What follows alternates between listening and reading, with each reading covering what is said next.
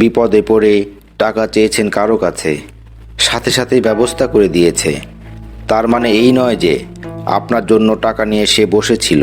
কেউ আপনার খাবারের বিল আগে দিয়ে দিয়েছে, মানে এই নয় যে তার কাছে টাকার পাহাড় আছে।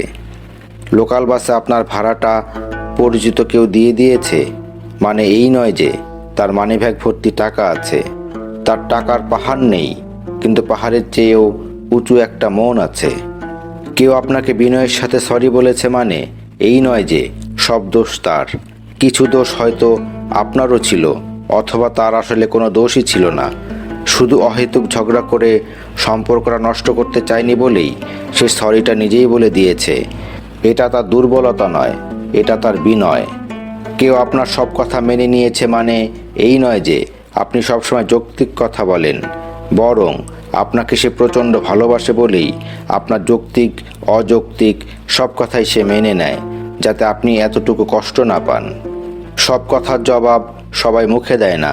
কেউ কেউ সময়ের হাতে ছেড়ে দেয়, কেউ একটু হেসেই চলে যায়। তার হাসির মানে এই নয় যে আপনার কথা তার ভালো লেগেছে।